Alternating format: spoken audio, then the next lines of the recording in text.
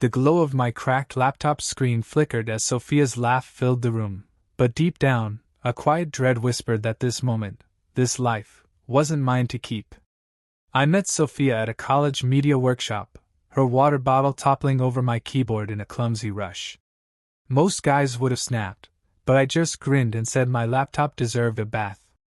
Her laugh, bright and unguarded, hooked me right then. That was 4 years ago, and somehow, we built something real in my rundown apartment on the edge of the city. I was a scholarship kid, scraping by, pouring every spare minute into my dream of a budget travel video channel. Sophia, though, came from money.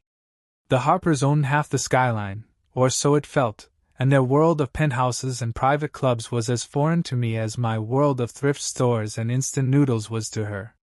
Our place was a third-floor walk-up with peeling paint and a radiator that hissed like it held a grudge.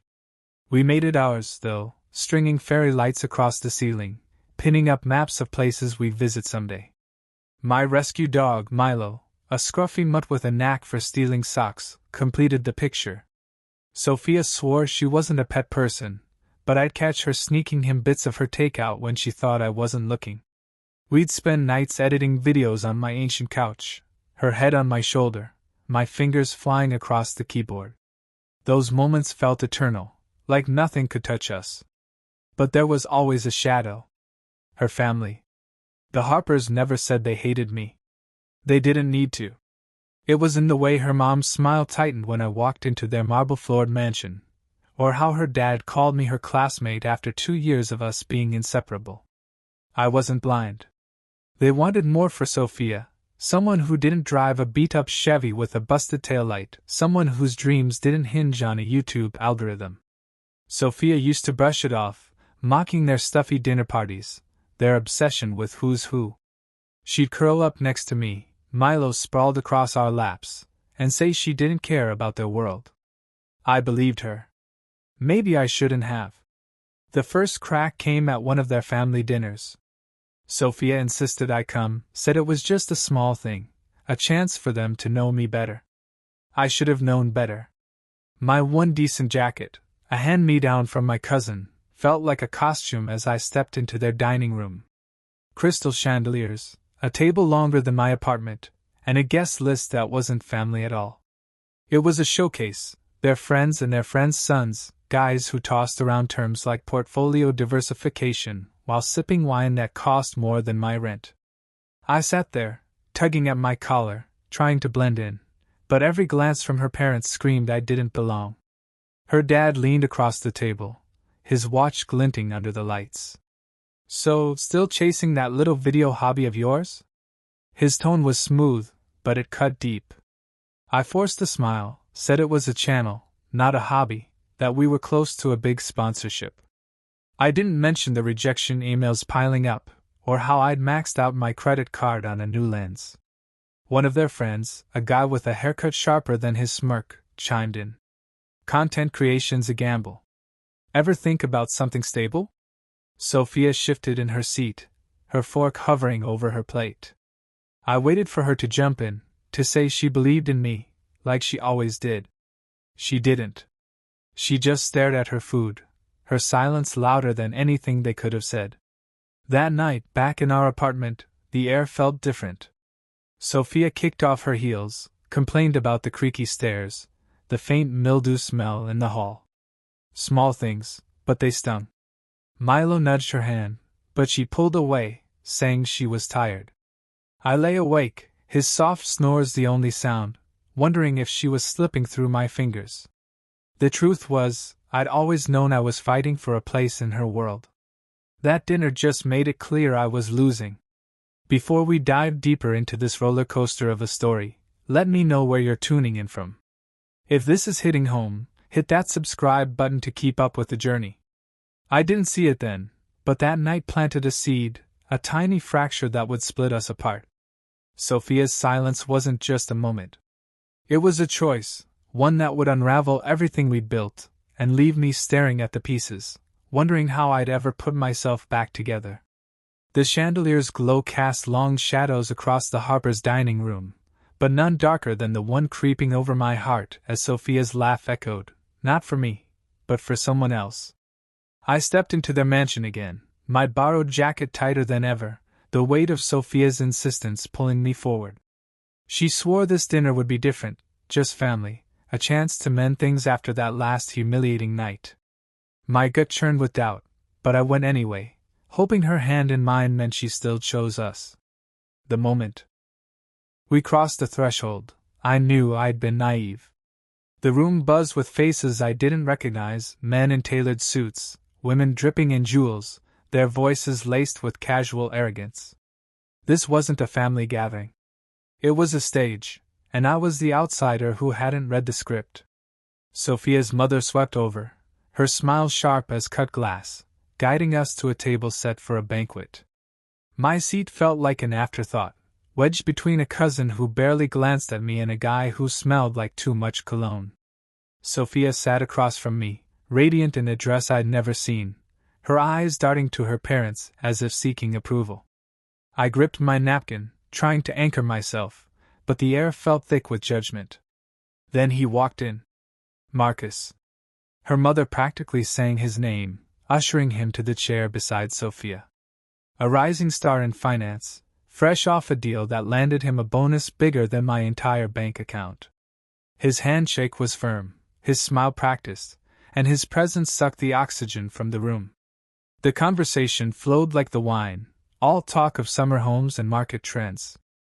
I sat silent, my fork heavy in my hand, as Marcus spun stories of his latest triumph, some merger that had Wall Street buzzing. Sophia leaned in, her eyes bright with curiosity, asking him about his work in a way she hadn't with my videos in months. I tried to speak, mentioning a new series I was pitching, but her father cut in, his voice smooth as silk. That sounds ambitious. Marcus here just closed a deal with a firm in Chicago. The table murmured approval, and I shrank into my chair, my words dissolving into the clink of glasses. Then came the blow I didn't see coming. Her mother turned to Sophia, her tone light but deliberate. You two should collaborate. Marcus knows people who could elevate your marketing career. Sophia nodded, her smile hesitant but there, while Marcus chimed in, offering to connect her with his network. I stared at my plate, the food untouched, as the room seemed to tilt. This wasn't just a dinner. It was an audition, and I wasn't the one they were casting. My chest tightened, a pulse of panic rising. I glanced at Sophia, waiting for her to push back, to mention me, to show she still believed in us. She didn't. She laughed at Marcus's joke, her hand brushing his arm for a fleeting second, and that second carved a hole in me deeper than any words could. When we left, the car ride was quiet, Sophia's perfume mixing with the ache in my throat. Back at the apartment, she slipped off her dress, muttering about the stuffy guests, but her voice lacked conviction. Milo bounded over, tail wagging, but she stepped past him, saying she needed a shower. I stood by the window, the city's hum drowned by the storm in my head. That night I didn't sleep. I replayed her laugh, her silence, the way Marcus's world seemed to pull her in like gravity. I wasn't just losing her to him. I was losing her to a life I could never give her, and the worst part was, she wasn't fighting it. The fracture from that first dinner had grown, splitting us wide open, and I knew what came next would shatter everything. Sophia's footsteps faded down the stairwell, leaving only Milo's whine and a silence that crushed me, as if the walls themselves knew I'd lost everything. The night after that dinner, I paced our apartment, the fairy lights mocking me with their dim glow. Sophia came home late, her eyes avoiding mine, her usual warmth replaced by a distance I couldn't bridge. I wanted to confront her, to ask why she let Marcus steal her attention, but fear held me back. Instead, I edited a video, my hands shaking, pretending nothing had changed. 2 days later, she sat me down on our thrift store couch, the one we'd laughed over while assembling it with mismatched screws. Her voice was steady, practiced, as she said she needed more, a life with certainty, a future already built. She didn't say Marcus's name, but it hung between us, heavy as the truth. I nodded, my throat tight, and said I understood. I didn't. My heart screamed to fight, but pride glued my lips shut.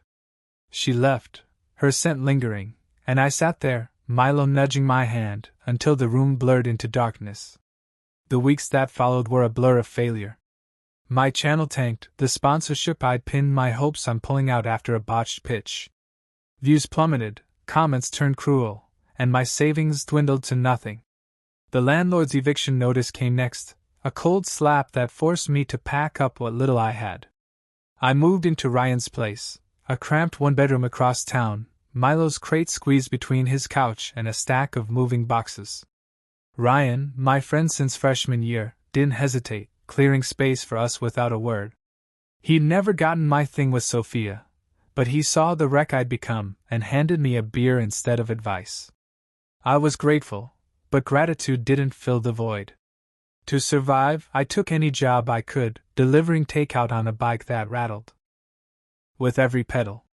The city's pulse, once a spark for my videos, now felt like a taunt. I'd weave through traffic, sweat soaking my shirt, dropping off meals to people who never looked twice at me. Every order chipped away at who I thought I was, the dreamer who'd sworn he'd make it big. I stopped checking my channel, stopped dreaming, stopped everything but moving forward, one delivery at a time. Yet Sophia's shadow clung to me.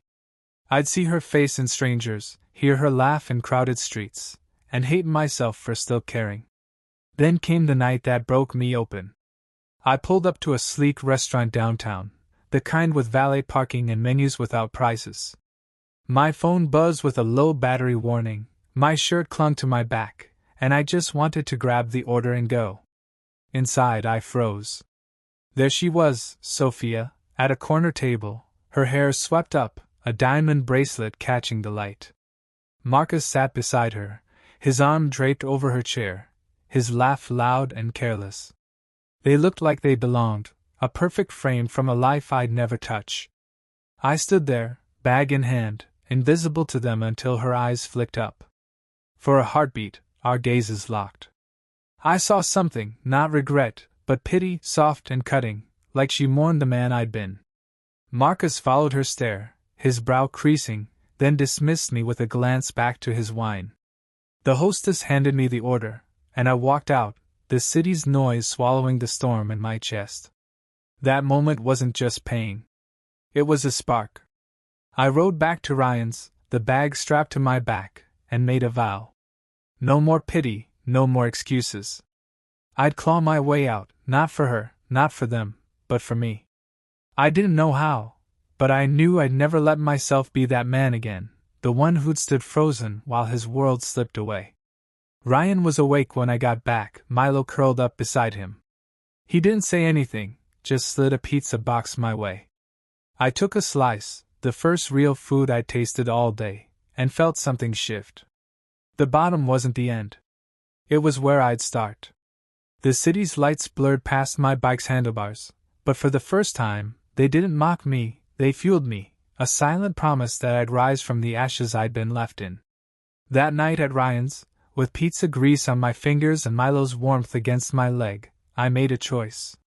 No more drifting. No more letting Sophia's pity define me. I uninstalled every app that tied me to her world, blocked out the noise of what was, and turned my focus inward. My channel was dead, my savings gone, but I had hands to work and a fire in my gut that refused to die. I kept delivering food, pedaling through rain and heat, but now every dollar saved was a brick in the foundation I'd built.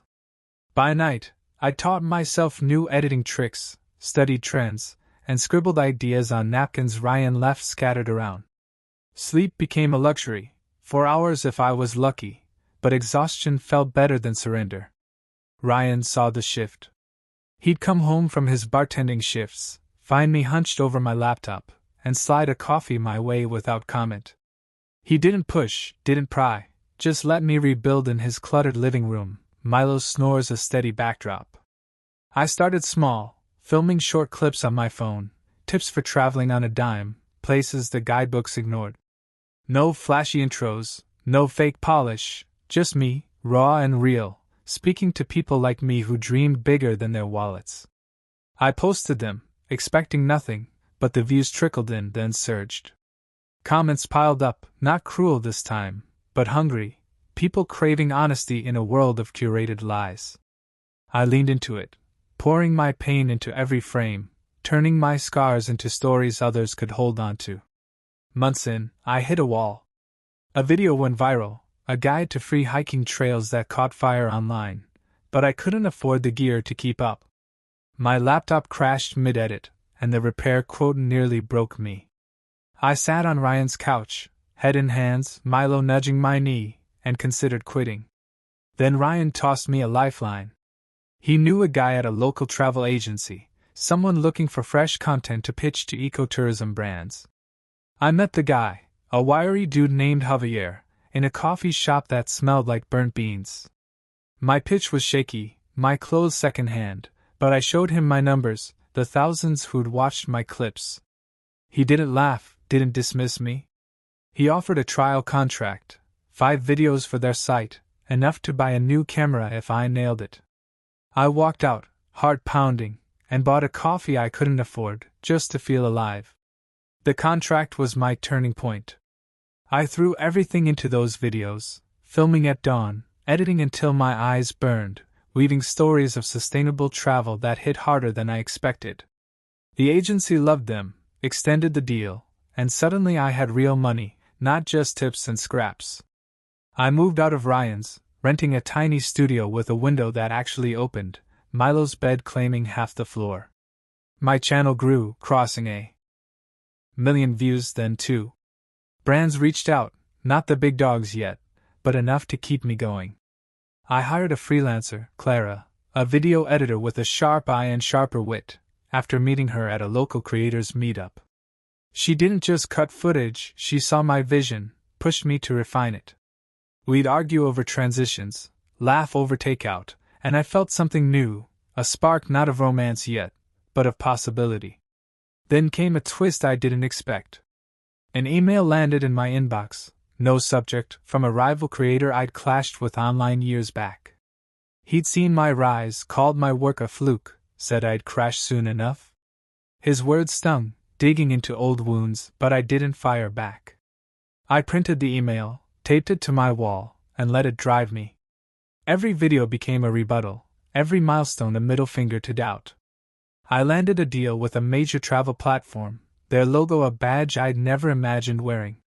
Standing in my studio, Milo chewing a squeaky toy, I opened my first real paycheck, numbers that meant I wasn't just surviving, I was building something. I called Ryan, bought him dinner at a dive bar we loved, and we toasted to starting over. But late at night, when the city quieted, I'd sit by that window, the glow of my laptop softer now, and feel the weight of what I'd lost. Success didn't erase Sophia's face, not entirely. I wasn't climbing to prove her wrong. I was climbing to prove I was enough, and that truth, fragile and fierce, kept me moving, even as I wondered what lay beyond the peak. The stage lights burned bright at the travel expo, but nothing seared like Sophia's gaze from the crowd, a ghost from my past staring straight into the man I'd become. My channel had exploded, a wildfire of views and deals that landed me a keynote spot at a national creators summit. I stood in a tailored blazer, not borrowed this time, talking about sustainable travel to a room of industry giants. Every word felt like a brick laid in the empire I'd built from nothing. Clara sat in the front row, her nod a quiet anchor, while Milo waited back at my new loft, probably chewing my sneakers. The applause was still ringing when I stepped off stage, shaking hands with execs, until I saw them. The Harpers, tucked near the back, their polished veneer cracked. Sophia's mother clutched her purse, her eyes wide with something like disbelief. Her father offered a stiff nod, a far cry from his old smirks. Then I saw Sophia, alone in a corner, her face pale, her elegance dulled by a weight I couldn't name. Our eyes met, and for a moment, I was back in that apartment, her laugh filling the air. I turned away, my pulse steady, and kept moving. What I didn't know then was how my rise had shaken their world. My latest campaign, a series on eco-friendly destinations, had gone viral, pulling sponsorships from rival firms, including Marcus's investment group. His company bankrolled luxury travel brands, the kind my work was quietly dismantling with budget-friendly alternatives. Clients jumped ship, drawn to my authenticity over their glossy ads, and his bottom line bled. I hadn't planned it, hadn't even thought of him, but the ripples of my success were drowning his carefully curated empire. He didn't know my name was behind it, not yet, but the tension was closing in. Days later, the summit's buzz still lingered when Marcus made his move. I was at a networking mixer, Clara by my side, when he approached, his tie slightly askew, his smile too tight. He introduced himself, voice smooth but eyes cold, and launched into a rant about overhyped influencers ruining the industry. His words weren't random, they were aimed, a jab at my keynote that had stolen his spotlight. I kept my cool, mentioning my data, millions of views, contracts with brands he'd lost. The room quieted, heads turning, as his face reddened. He muttered something about luck and stormed off, leaving a ripple of whispers. Clara squeezed my arm, her grin saying what words didn't, but I felt no thrill, only a strange calm. I wasn't here to fight him. I was here to live. Sophia's call came a week later. My phone lit up with an unknown number, her voice soft, hesitant, asking to meet. I ignored it, but she texted, a single line about needing closure. I didn't owe her anything, yet curiosity pulled me to a coffee shop downtown. She sat by the window, her hands twisting a napkin, no trace of the diamond bracelet I'd once seen. She spoke first, her words a rush of regret, saying she'd chosen wrong, that Marcus's world was a cage, his charm a mask for control. Her eyes searched mine, pleading for a spark of what we'd had. I felt a pang, not love, but sorrow for the girl who'd laughed with me over burnt eggs. I said nothing, letting her words hang, until Clara walked in, her presence a light Sophia could never match. I stood, introduced Clara as my partner, and watched Sophia's face crumple, not with anger, but defeat. I wished her well, my voice steady, and left Clara's hand in mine, the door closing on a chapter I'd outgrown. The Harpers tried next, an email from her father, all polished words about partnerships, as if their disdain had never existed. I deleted it unmoved. Marcus's unraveling grew public, his firm's losses splashed across industry blogs, his temper flaring in meetings. He still didn't connect me to his downfall, but Sophia knew. I saw it in her eyes that day, a flicker of understanding that I wasn't the man she'd left behind. I didn't need her regret, didn't want it. My life was full, my work mattered, and Clara's belief in me was a mirror I could finally face. But as I walked away, a quiet question lingered, not about her, but about what my climb would cost, and whether the top would feel as solid as I hoped. The airplane's hum vibrated through me as I leaned back, Clara's hand warm in mine, but Sophia's tired eyes at the gate lingered, a final echo of a life I'd left behind. My channel soared higher, each video a step towards something bigger. I signed a landmark deal with a global travel platform, a contract that didn't just secure my future but reshaped the industry. The deal included an exclusive series, spotlighting hidden gems for travelers on a budget, and it pulled the rug from under Marcus's last major client. His firm, already teetering, collapsed under the weight of lost contracts, forcing a buyout by a rival.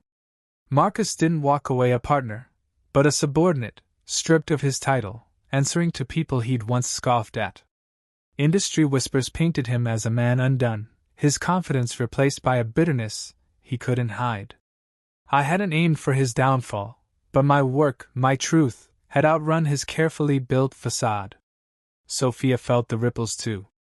Mutual contacts shared fragments of her life, a marriage fraying under Marcus's unraveling.